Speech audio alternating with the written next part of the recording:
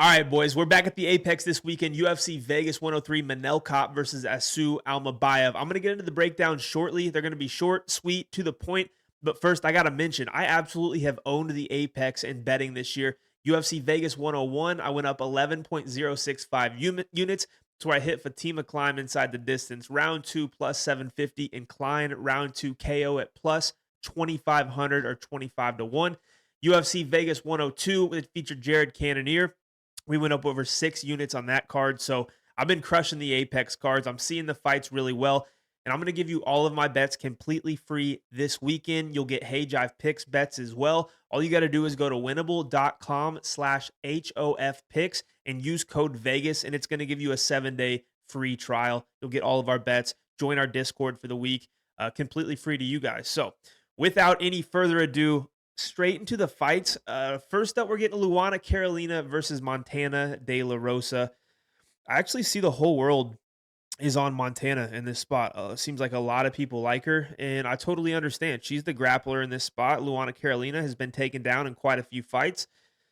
But on the feet, I think this is going to be a big advantage for Luana Carolina. She's got good Muay Thai. She's somewhat aggressive. She throws a ton of volume, which is kind of the opposite of Montana here. Montana has a nice jab. She'll throw a nice uppercut after she fakes for the takedowns, but ultimately she's going to want to get you on the cage, get you to the ground. And she does have decent jiu-jitsu, but it's not like out of this world. Her wrestling isn't out of this world. Honestly, on the feet, and when she closes the distance, I think she's a tad slow. I mean, I look at her, I look at her record. Her last, she's 1-3 in her last 4 fights, and that only win being against Andrea Lee this past summer in June. And Andrea Lee is not, I mean, she is struggling hard right now. She's on this card as well. We'll talk about her soon. But Andrea Lee has lost 5 fights in a row. Andrea Lee has lost. At one point, like, she came into the UFC and was getting win after win after win, and looked really, really good. But she kind of faced some rough competition. She took a ton of losses. Now her record's not great. It's near 500, and she's 36 years old, near the end of her career. And that was a close fight against Montana. Andrea Lee probably had it in the bag. She just decided to come out there in the third round and not throw much volume whatsoever, and Montana got the win. So, yeah, now you're getting a Luana Carolina who's on a 3-fight win streak. It's kind of the opposite career trajectories here. I like Carolina, even though everybody I'm seeing is taking Montana De La Rosa for that wrestling. But I look at Luana Carolina. I think her takedown defense has looked pretty good. When she gets up against the cage and, like, look at Ivana Petrovic, she couldn't take her down. Carolina actually reversed her, took her down off the cage, was in mount or got dominant position, was raining down ground and pound. Yeah, I think Carolina's going to piece her up on the feet, stuff some takedowns, and ultimately get enough damage and enough minutes won to win the whole fight. So that's my pick. Everybody's on Montana, though. A little bit surprising. The line's kind of close, too. I don't know. I might have to get a bet in there on Luana. All right, next up, Charles Johnson versus Ramazan Temirov. Man, Charles Johnson on an absolute tear. 4-fight win streak, coming off of somewhat of a close fight against Sumaderji. It was a unanimous decision for sure, but, Sumaderji had good moments against Johnson there, landed some decent volume. But before that, man, Johnson coming out with a KO over Josh Van in round 3. That was massive. Beats Jake Hadley before that. But the fight before that was Azat Maksum, who was new to the UFC. He was undefeated at the time, and he almost put Johnson out with a punch in that first round. Johnson was, seconds away from the fight being stopped and him being out. But, his instincts, his fight IQ, and his durability saved him there. He's able to get the wrestling going and ultimately make it to the end of the bell, where Johnson just took over with volume and cardio. As at Maxim, I think he probably emptied the tank a bit going for the finish. And so, when you gas out against Charles Johnson, you're going to lose the third round for sure, maybe even the second, and that's how he wins a lot of his fights. I don't think he's the most powerful guy. I do think his cardio is great. I think his durability is good.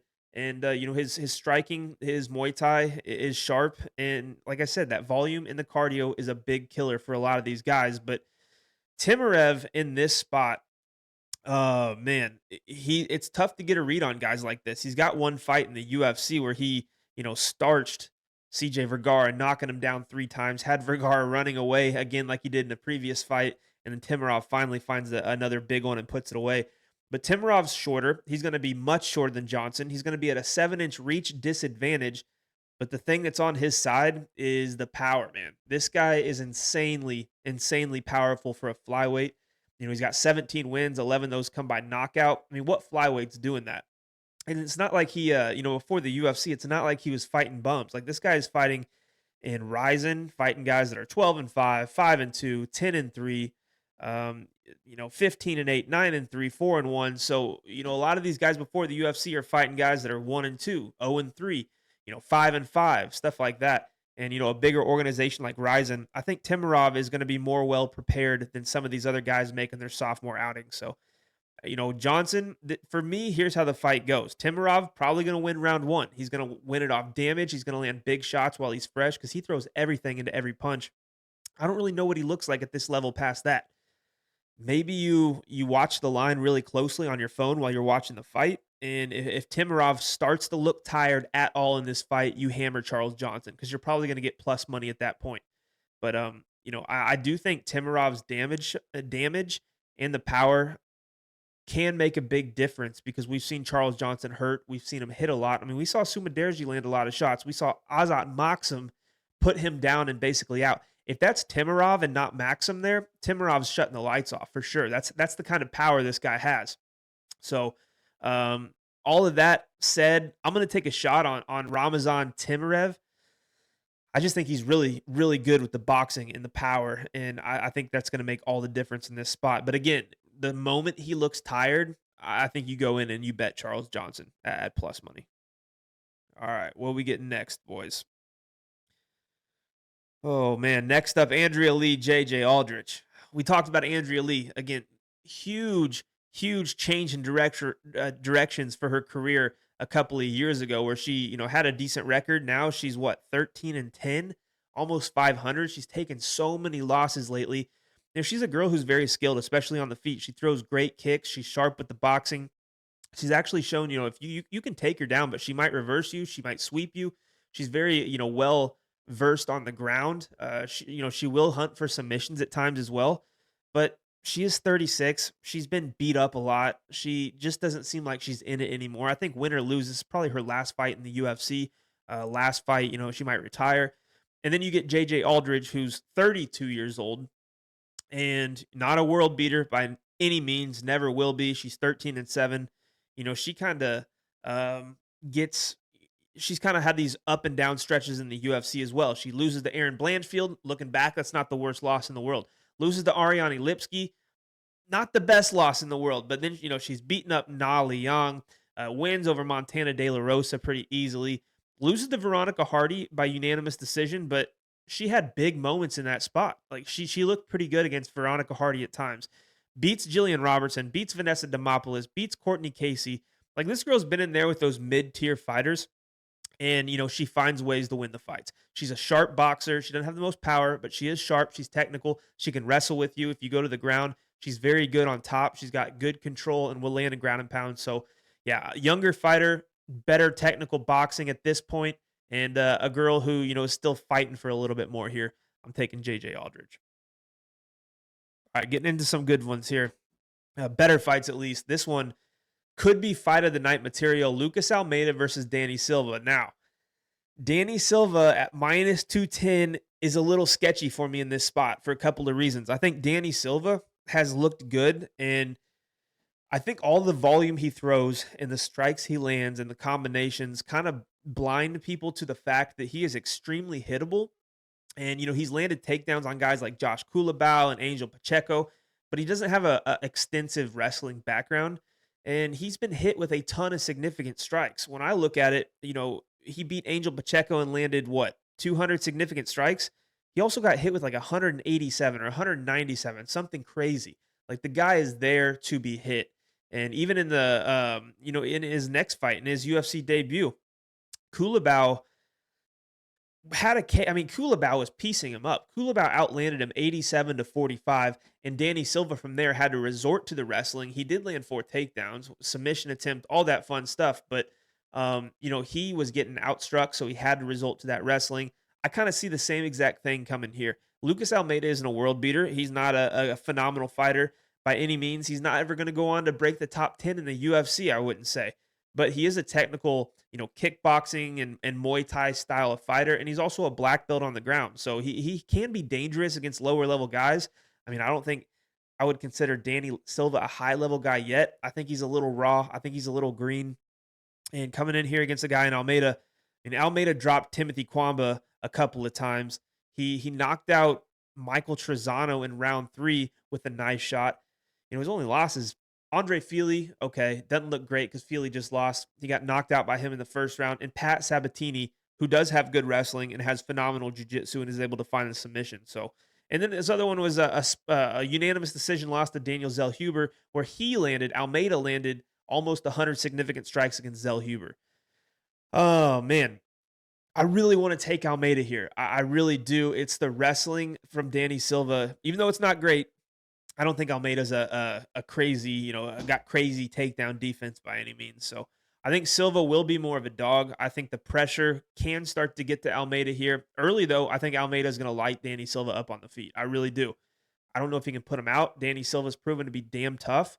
But I think at some point later in the first round, second round, I think Danny Silva starts going to the wrestling. And from there, I think he will wear on Almeida a little bit and start to get him tired. And then he can kind of open up on the feet too while the fight's there as the fight goes on. So, yeah, I'm going to take Danny Silva. I think he probably wins this fight by late finish or decision. And if he's losing the fight, I think it's got to be Almeida knocking him out. I don't really think Almeida goes and puts on a clinic over 15 minutes to get a judge's decision here. So I'll take Danny Silva for the pick. I'm a little hesitant to do so because Almeida, again, way more technical, a little bit more experience. But, Silva's got that dog in him, so we'll go with him. All right, next we are getting Douglas Silva de Andrade versus John Castaneda. Now, I see a lot of people on Douglas Silva de Andrade here too, and I get it because of the line. Silva Silva de Andrade is a big underdog here, and that's kind of where you want to bet him, or where you used to want to bet him when he was a dog, because he does throw hard. He's got good skills on the ground.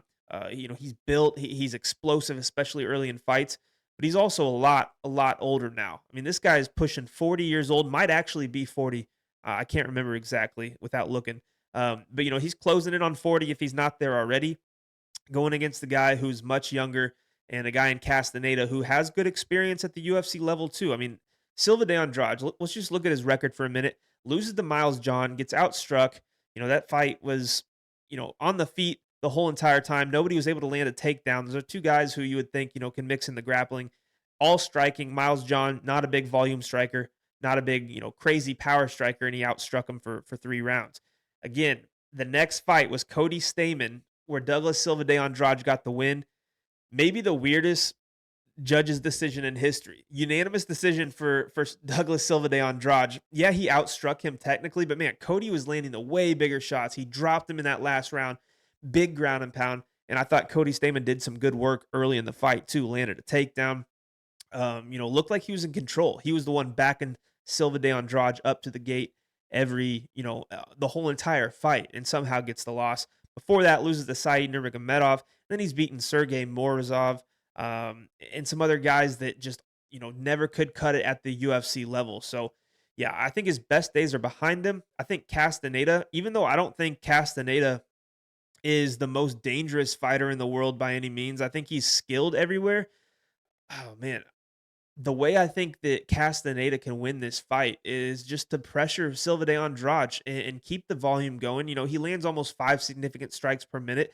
That's good volume in this weight division. And, he has a wrestling game too. I don't know if he goes to it right away, but, if he does mix in that volume, pressures him the whole entire fight, is throwing good shots and staying safe defensively, eventually you're going to see Douglas Silva de Andrade slow down. And from there, he can kind of mix in his wrestling if he wants, or he can continue with the striking on the feet, but he's going to be backing up Douglas Silva de Andrade this whole entire fight. The optics are going to look good to the judges. And, Andrade might land a good shot here and there, but I do think Castaneda is going to be much faster. He's going to be slicker with the striking defense here than he normally is in fights. And gets the win, probably by decision. I think that's kind of how he can break down Douglas Silva de Andrade. I'm not really thrilled about the line being minus 300 now for Castaneda, but I do think, he wins this fight more often than not. And let me look at how many times Silva de Andrade has been finished lately. It's been a long time. It's been since 2018. So we're talking, 7 years, and it was against Piotr Jan. So it's a long time ago. He's lost 3 decisions since then to decent strikers, power guys, flashy strikers like Saeed. So yeah, Castaneda should win this fight, but I'm gonna call it by decision. But Castaneda will definitely be the pick. Okay. All right, man. One of my favorite fighters right now, Ricardo Ramos, not my favorite fighter, but Chepe Mariscal. And for a couple of reasons, man. Chepe is such a dog. And this guy, I know he's minus 500. You're not going to go bet that money line, but Chepe is a guy that we've got at plus money a few times in his UFC career, and he is a guy that will fight for your money. I mean, he comes out and pushes the same pace in the first round that he does all the way in the third. Like, this guy has great cardio. He's physical. He can bully guys in there. We saw it against Damon Jackson, completely bullied him for 3 rounds. Fight should have been stopped at one point. Before that, he beats Morgan Charrier. Morgan Charrier was one of the top prospects at the time. Phenomenal kickboxer, big power, can grapple a bit. Before that, hurts Jack Jenkins with a judo throw. A lot of people thought Jack, just posted his arm dislocated, but, I give Chepe credit there too for putting him in that position, getting that throw to the point where Jack Jenkins had no other option but to put his arm there. That's a great win there. Trevor Peak, easy win for him via unanimous decision. And then he won 3 in a row before the UFC to get to this big stage at all different levels. Cage Warriors, Combate Global, LFA, some of the bigger feeder promotions into the UFC. What Chepe does good is his volume and his cardio. If you want to try to wrestle him, he's going to welcome you. He's going to welcome you. He's going to play that game with you because not only is a lot of the time he's better at it, but he can hold up through those situations for 15 minutes. His cardio will still be there after wrestling you for 2 rounds. Most guys won't. Most guys will start to fold, and that's where Chepe kind of lands the big shots. He'll rip the body and really get guys worn down. And not many guys can really keep up with that. And that's where he's going to find a lot of his wins.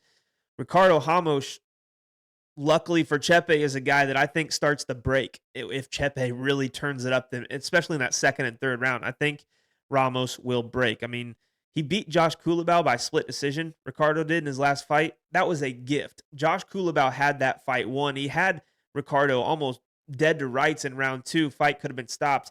And then all he had to do was go out there and beat a hurt Ricardo Ramos, and he gives up a bad position, and Ramos ends up on top. So, before that, he's getting submitted by Julian Erosa very quickly in round 1. Before that, getting submitted by Charles Jourdain by guillotine in round 1. Beats Danny Chavez, but yeah, loses to Zabira Tukugov, and has wins over guys like Bill Algeo and Eduardo Garagori. I've never been super impressed with him. I think he does, he throws those flashy spinning back elbows and, has a submission game when he can get on top. But, we just really haven't seen it as of late in the UFC. His wins are very tight, very close. His losses, he's getting submitted. And even in some of those wins that he has and the fights that have gone to a decision, you see midway through where the guy's one big shot away for him really starting to fold. Chepe is the perfect candidate to make a guy like Ramos quit in this fight. I think Chepe wins the fight. Not going to be surprised to see a finish either. I actually favor a finish happening for Chepe. Knockout or submission, it's tough because Ramos, has been submitted. Let's see how many times he's been submitted. Yeah, he's been submitted more times than he's been KO'd. He's been submitted 3 times. He's been knocked out twice. Either way, Chepe, I think, finishes it inside the distance. I might play that round 2, round 3 submission prop just because Ricardo loves to lose in that fashion, and you probably get a big number. All right, let's get through this. Let's get it. Next fight. Got to get this uploaded, this loading. All right, we're getting Austin Lane, Mario Pinto. Austin Lane was kind of set up to fail in his last fight against Robles de Spain.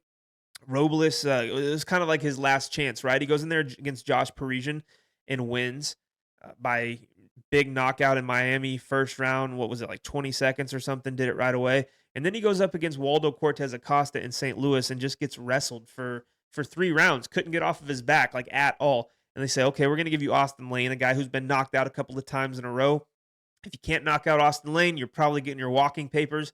What happens? He goes in and he gets taken down over and over by Austin Lane. Couldn't get up off of his back once again, and the UFC was done with him.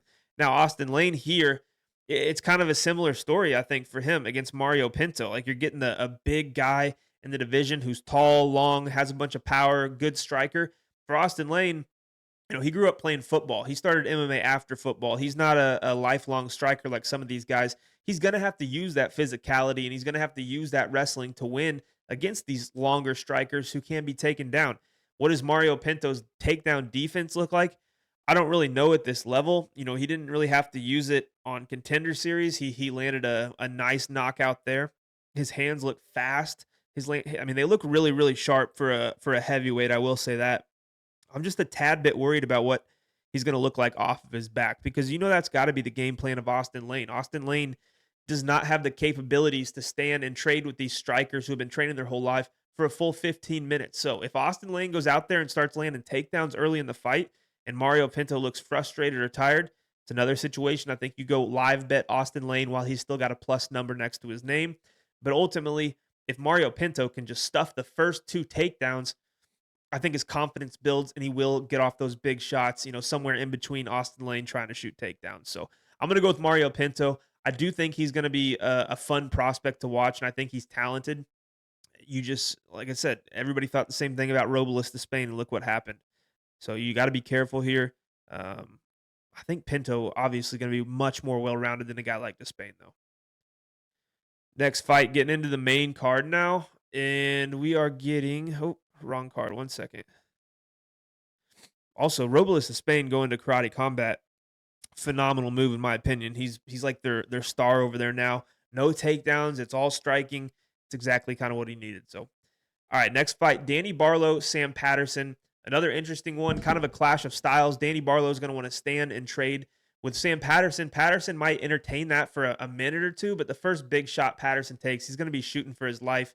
And it's not like Patterson's a great wrestler by any means. When you watch his fights, he's not blast double-legging guys or really setting up takedowns with his striking. He's going to try to get in the clinch. He's going to try to get you against the cage. He'll look for inside trips. He'll look for to drag you down to the ground in any way he can. But once he gets the fight on the ground, especially if he's on top or he can take your back, he's very, very slick with the jiu-jitsu. He's got those long limbs. He can lock in the body triangle, sneak those arms under your neck. He's fine when it comes to that aspect of the game. We saw him submit Kiefer Crosby, probably not UFC level. Saw him submit Johan Lioness. Lioness had some of the worst cardio you're going to find, probably not UFC level.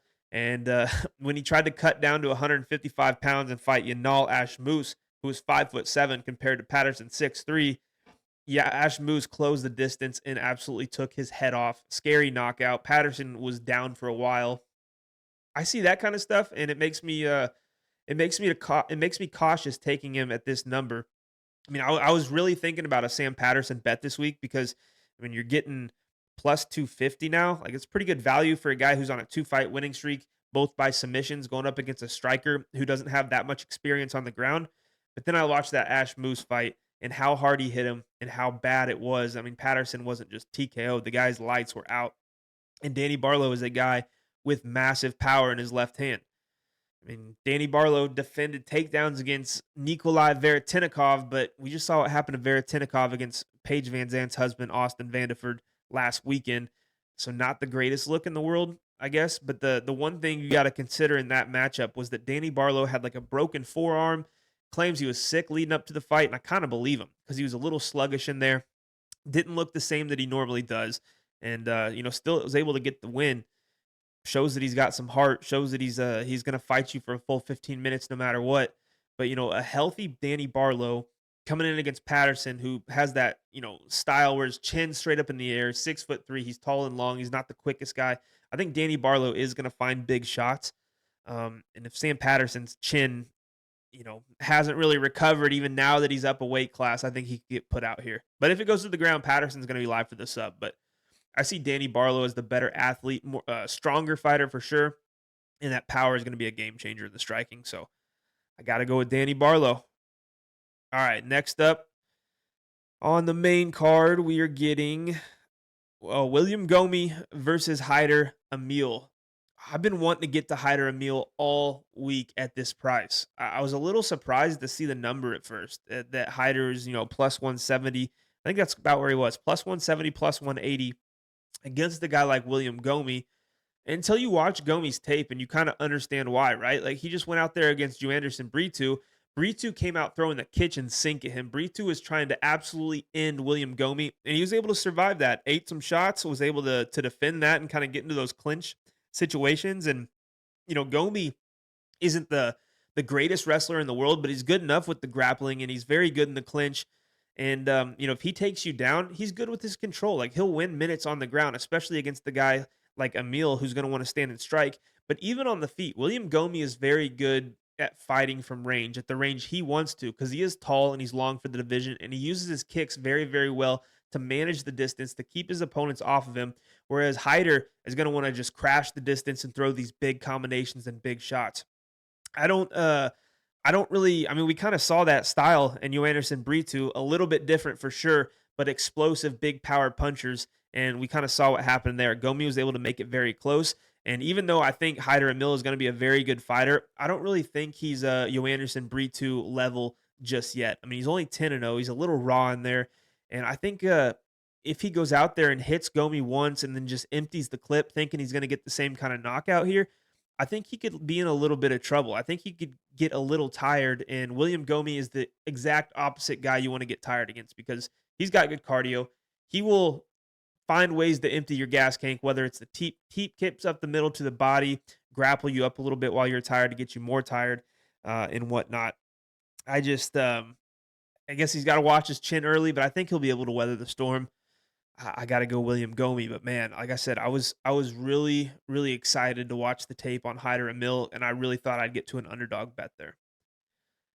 All right, 3 fights left, and this one is the talk of the town this week because Esteban Ribovics is not fighting in the co-main event, and he's fighting at the Apex after the show he put on at the Sphere. Biggest card of the year, massive crowd, had the crowd up on their feet, and they put him in the Apex. A lot of people are talking about it. Um, I don't really understand it either. I do like this matchup though, so I'm glad we're getting it, whether it's at the Apex or for a crowd.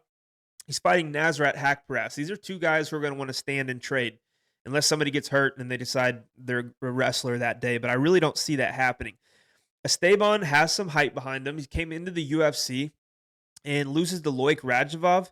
That's a tough way to make your debut, if I'm being honest. Loic is super explosive. He hits very, very hard, and he has some good wrestling too. I mean, him and Ribovics got into some grappling exchanges, and they kind of went back and forth. One guy would reverse the other. They'd get back up, rinse and repeat. Each landed takedowns. Each landed big shots. Each had each other hurt. Phenomenal fight to watch. Gets Kimwella Kirk in his next fight, wins by a decision. Kind of had to resort to the grappling there a little bit to get the win. But then is where he hit that next gear. He fights Terrence McKinney in St. Louis, head kick knockout, round 1, massive knockout. Next fight was Zell Huber in his most recent fight. Zell Huber at the Sphere, where, Zell Huber had him hurt a few times in that fight too, landed some big shots. And then in that last round where Ribovics hits him with a big shot, Zell Huber's legs are gone, but not falling down. And Ribovics unloaded like a 100-punch combination and couldn't get him out of there, kind of rushed it a little bit. He probably could have finished the fight if he would have just taken his time, but he was excited. But it showed me that this guy can still empty the tank in the third round with a big combination like that. He's got some heart, and he's got some cardio, and he's got a massive will to win. Nasrat Haqparast, on the other hand, is another slick striker. I mean, he just fought a slick striker in Zell Huber. He's getting another one here with Nasrat. Nasrat's been around for a long time. He came into the UFC super young and now has a ton of experience, but not only experience, he's on a 4-fight win streak where, maybe not the best level of competition. John McDessie, Landon Quinones, knocks out Jamie Malarkey, and then, a good win over Jared Gordon, but honestly thought he lost against Jared Gordon. And I think the way that Jared Gordon fought, it did get Nasrat tired. Nasrat was having trouble in that third round, in that second round. You could see him getting tired. You could see him fading a little bit. He kind of really had to fight through some adversity to keep himself in the fight, which is a good sign to see from him. But Jared Gordon was constantly in his face, constantly throwing punches. He did try to mix in takedowns, couldn't quite get him against Nasrat, but he was always doing something. I kind of see Ribovics being that same kind of style. He's always going to be doing something in your face. He hits harder than Jared Gordon. He's going to be faster than Jared Gordon. I expect the volume to be there for Ribovics. And through the first round, this could be a super, super even fight if nobody knocks each other out. I mean, Nasrat does have power in his hand. He doesn't have the most knockouts in the UFC, but he has some knockdowns and has shown some really good power. Ribovics has shown power. He's shown volume. He's shown the ability to grapple. I mean, this guy kind of has it all. He's just young and still getting experience. He's 14-1.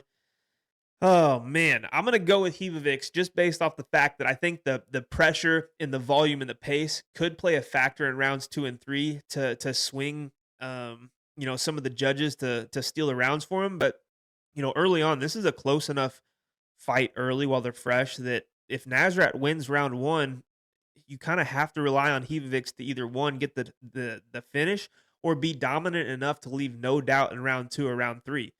Now, does he I look at it that way, and then I look at the odds, and I see minus 278. Like, I can't play Ribovics at that number. I can't parlay him at that number because of that round one. It's going to be close. And then it's up to a 2-round fight. And if you go tit for tat again in round two and it's Nasrat, I mean, now you're looking at a knockout or you lose type situation. I just think this fight is going to be much closer than a minus 278. So definitely going to look at Nasrat Haqparast. I kind of even like that plus 3.5 for Nasrat, where he's just got to win one round on the judges' scorecards, and you cash the bet. He can still lose as long as he doesn't get finished. So might look at something like that. Ribovics will be the pick, but this kind of got parlay buster written all over it. All right, co-main event of the night, which is weird. Cody Brundage versus Julian Marquez. If you would have told me a year ago, 2 years ago, these two would be a co-main event of a fight night, I would have laughed at you. But it is what it is. It's a fight that's probably going to be action-packed. Yeah, Julian Marquez on a little bit of a rough patch right now. 0-3 in his last three fights, all three by knockout. And it's not like he's just getting, TKO'd. The ref stopped in a little bit early. This guy is getting brutalized. I mean, Zachary Reese went out there and body kick into this uppercut that was beautiful, but it put him out right away. The fight was over super quick. Marc-Andre Barrio got a standing TKO in round two after just unloading the clip and hitting him with a bajillion shots. And before that, Gregory Rodriguez had him hurt multiple times. The ref didn't step in. Marquez was out on his feet, basically just kind of barely swinging back. And then Gregory hit him with a massive shot that kind of flattened him out on his back to end the show. So, Marquez is going to be a tad bit older than Cody Brundage here. He's on like I said, been knocked out 3 times in his last 3 fights. I got durability questions. Cody Brundage is he can bring the he can bring the violence early in fights, especially round one. We've seen him land knockouts at the UFC level before. There's times when I think Cody Brundage is looking for a way out. The guy wants to open the door and walk through it and get the hell out of there. But there's other times, like against Bo Nickel, he came out ready to fight. He came out throwing big shots. He came out taking chances to try to end the fight. I like seeing that aggressiveness. I thought he did pretty well against Bo Nickel, especially round one of defending takedowns and just showing he's a very strong guy. Kind of throwing Bo Nickel off of him to the side onto Bo's ass. And that was it kind of surprised me a little bit. And I know it had some Bo Nickel bettors a little bit nervous how pumped up Cody was for that. But then the guys he's losing to, the no contest, basically a loss against Al Hassan. Al Hassan is a tank who hits very, very hard. You can't really fault anybody for getting hurt and losing to Al Hassan, even though they called it a no contest, whether they should have or not, not up to me. The other loss, Rodolfo Vieira, he gets submitted by Rodolfo is a high level black belt. Mikhail Alzaechek is powerful with the hands. The one that's concerning is Cedriques Dumas, who's not good at all. And Cedriques was just able to get that dominant position. Cody Brundage went from, he was jumping a ton of guillotines in that fight, giving up bad positions, and just didn't really have the urgency or the will to get back to his feet. But, in the meantime, he slam knockouts Zachary Reese. That's really his only legit win as of late. Pretty impressive when it happened. He was locked in an arm or a triangle choke, but a win nonetheless. So I just think that Brundage here against Marquez is going to have a little bit more durability. It's not like Marquez is an Al Hassan or a Bo Nickel level wrestling or Jacob Malkoun level wrestling, or even like a Mikhail Alzaechek power puncher. So I do think Brundage should get it done, man. If he comes out here and hits Marquez with one big shot and the fight's over, I'm not going to be shocked whatsoever. I do think Brundage also is going to have a wrestling path to victory. I don't think Marquez has good takedown defense. It's just, can Cody stay focused long enough to fight for 15 minutes if he has to? Or, can he find that first round or round two finish? The only thing I see Marquez having going for him in this spot is that there's times he can fight like a junkyard dog if he doesn't get finished early. Like if it's round three and these two get caught on the feet, I expect Marquez probably to throw a little bit more volume. I also just don't really see the fight getting to that point, which is why I took Cody Brundage here. Like I'm on him. I placed him as a bet at plus 140. He's now plus 110. I feel like I did my job. I made the right move. Got some value locked in. Now the fight's down, a little bit closer to pick him. It's sketchy. It's sweaty, but I got to go with the younger guy who's still got a little bit more to fight for here. All right.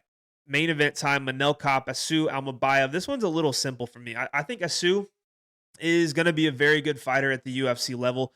His wrestling is good. He's used it in basically every single fight. That's his bread and butter. He's not like he's lost on the feet by any means, but he's not the most technical striker in the world. He doesn't have the most volume in the world, but his wrestling is damn good. That's how he's going to beat you. He will wear you down.